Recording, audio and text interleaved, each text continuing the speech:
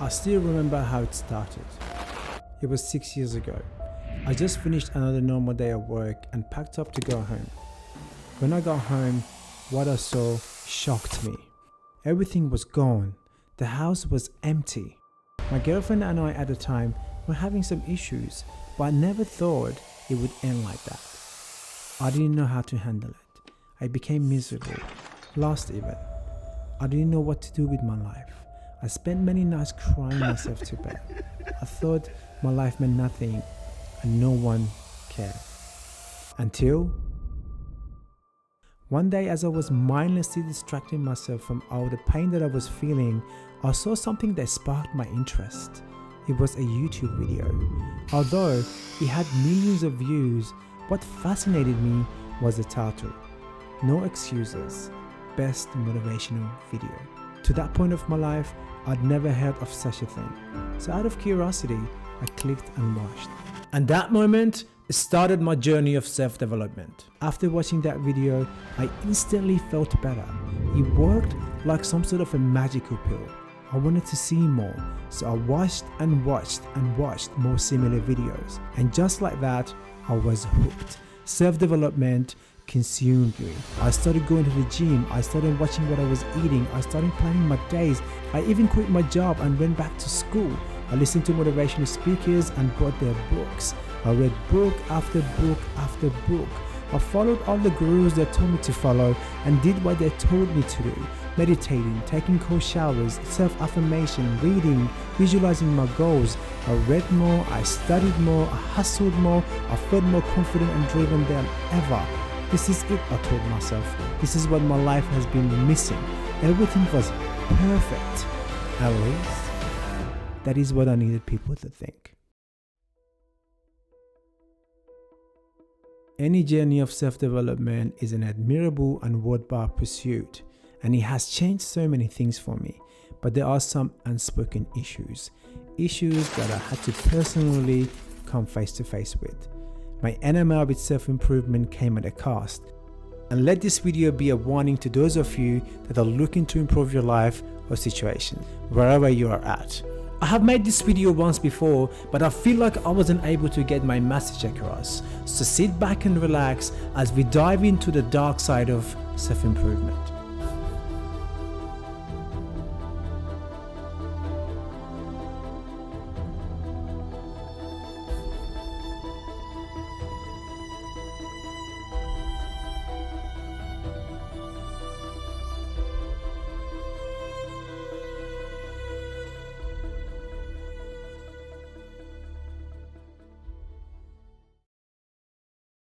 Hey, are you looking to better yourself?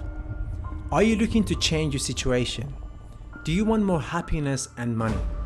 Do you want to fulfill all of your potentials? Would you like that, Chris? Have you had enough of feeling lost and confused? Do you want to prove the people that don't believe in you wrong? In fact, you're fired. This is where it all begins. Well, at least this is when it started for me. The pain I was feeling because of the breakup left me feeling lost and confused. Although I had so many good friends around me, I felt alone. I had enough of the way I was feeling, so I decided to make a change. This is how I entered the world of self-development. This is important context to know because the reason most people turn to self-help is that they feel like something is wrong with them. And with that, we have this strong impulse to fix and to prove that we are worthy. This has its problems. You see, when you feel this way, you are vulnerable. It's not your fault. And with that vulnerability, you can be taken for advantage. The self-help market in US alone is estimated at $10 billion. There are thousands of products that are carefully marketed using emotionally charged language. You will encounter these precisely marketing materials that innocently expose and exploit your vulnerabilities to the point where you feel you need that product to fix yourself. I have personally spent thousands of dollars on self-improvement, and I have come to this conclusion. Much of the industry means well. However, with any industry, there are those whose goal is exclusively financial gain. I have fallen prey to these suitors because of the level of emotions that was triggered within me. These people count on your vulnerabilities to take advantage of you. The truth is, you don't need all these products. Nobody can make a change for you. A real change comes from within, and it comes with execution. And this takes me to the second warning.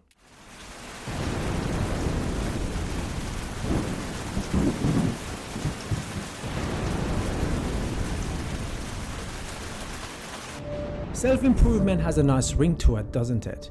The idea of working on ourselves, improving and achieving what we want in life gives us the feeling of progress and fulfillment. This is certainly what I felt every time I consumed some sort of self-improvement material. Every time I finished reading a book, I felt accomplished. Watched a self-improvement video, I felt accomplished. Listened to a podcast, I felt accomplished. And this cycle went on and on and on. It took for me to take a second to look around and realize that nothing has actually changed. What I'm trying to get here is that regardless of how many books I've read and how many videos I've watched, I never took any actions towards bettering myself or so-called self-improvement. I felt like I was content with regular consumption of these materials, even though in reality, I was making zero progress. In case you can't see it, there is a big problem here: addiction. Every time you listen to a podcast, watch a video, or read a book, there's an explosion of dopamine in your brain. You may be confused right now and ask yourself, what does that to do with addiction? Addiction never has to do with the substance you use, it has to do about how you feel after using that substance. When someone's taking a drug, they're not addicted to the drug, they're addicted to how they feel after taking it. That rush of dopamine is what you get hooked on. And make no mistake, it is much easier than you think to get hooked on self-improvement. Whether it is intentionally planned or not, self-help puts you under an illusion, the illusion of progress. After reading that book, you feel motivated. You feel like you have taken one step closer to a better life, to a life you have always imagined for yourself. But what do you do instead of applying what you've learned? You go and buy another book, and you finish that book, and then you buy another one. And this happens over and over and over again. MJ DeMarco, the author of Unscripted and The Millionaire Fastlane, have introduced a concept called action faking, and it means when you take a solitary and/or uncommitted action that is not part of a bigger process. Simply put, action faking is all the stuff we do that makes us feel good without actually making any progress at all. It is that signing up to the gym but never actually going to the gym. It is going to the self-improvement seminars but never actually applying what you've learned. And it is that reading book after book without taking any action. So let this serve as your second warning. Put a hold on the cycle of consumption. Stop and pause every time you have finished reading a book or watched the video. Ask yourself, was that content helpful? Have I learned anything? And is there something that I can apply to my life right now? And lastly, ask yourself, am I action faking?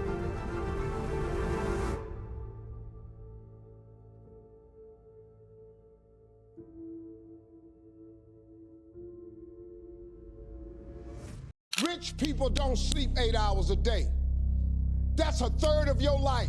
If you want it, if you want this, it's work. Work like hell. I mean, you just have to put in, 80 to 100 hour weeks every week. Because I got the hustle muscle. And he's like, what? I said, I got the hustle muscle. Work. Hard work. Working hard. Work hard. Hard work. Work harder. Work hard. Hard work. Hard work. With the growth of self-improvement industry, we were introduced to a new culture. A culture that consists of hard work, non-stop running, racing, and consistently wanting more. The term hustle gets thrown around by so many entrepreneurs, encouraging us to work 80 to 100 hours a week to keep chasing after what we want. Before I say anything else, let me be very clear. If you want to make it in a very crowded market, we must work hard. We must find a way to break through, and I have absolutely no issues with that. My issue is working hard for the sake of working hard. Before I get into my experience with hustle and hustle culture, let's talk about a research that highlights some very concerning issues.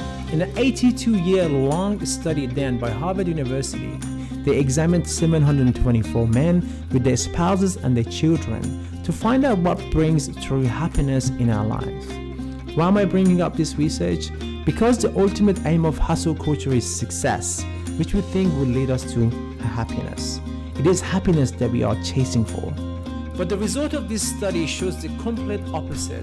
The most important factor for our happiness is the relationships we have in our life. The very first thing we tend to ignore when we are working hard to succeed. Clayton Christensen, the author of Innovator's Dilemma, said that people who are driven to excel have this unconscious propensity to underinvest in their families and overinvest in their careers, even though intimate and loving relationships with their families are the most powerful and enduring source of happiness.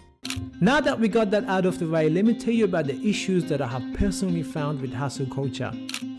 Burnout, a state of emotional and physical exhaustion caused by a prolonged period of stress and frustration. Working for hours and hours is simply not sustainable. We keep pushing ourselves to the state of exhaustion thinking that we will produce better results, but the exact opposite is true. The law of diminishing return clearly shows that the more work you do, the less productive you become. Restlessness. When you finally realize that you are exhausted and you decide to rest, the guilt takes over. The voice inside your head that tells you that you should not be resting. You could be doing better things with your time. This is all because the self-help industry has cast a shadow over your eyes, and they want to keep it that way. They have trained us to think that the only way to success is working hard.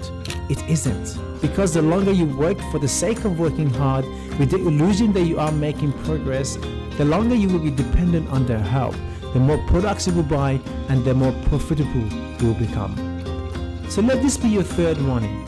Think of what you want to achieve and how you can get there by working smart and not just working hard. Evaluate on a regular basis and pivot if you have to. Don't mistake working hard with progress.